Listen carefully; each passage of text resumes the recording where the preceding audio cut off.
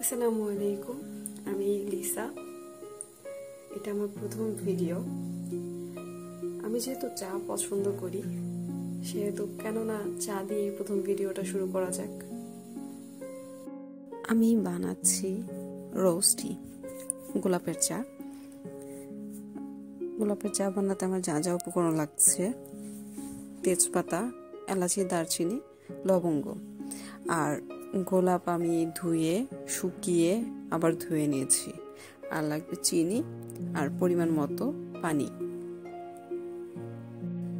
পাত্রে পানি এবং উপকরণ সহ পাত্রটি আমি চুলায় দিয়ে দিব আর বলক আসা পর্যন্ত অপেক্ষা করব।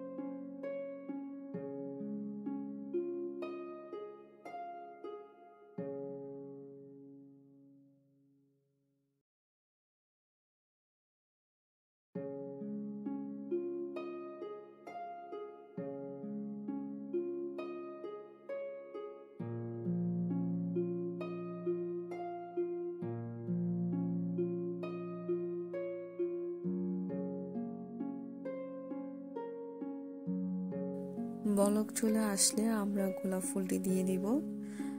আমরা এখানে কোনো চা পাতা ব্যবহার করতেছি না। গোলাপ ফুল থেকে অনেক সুন্দর একটা কালার আসবে।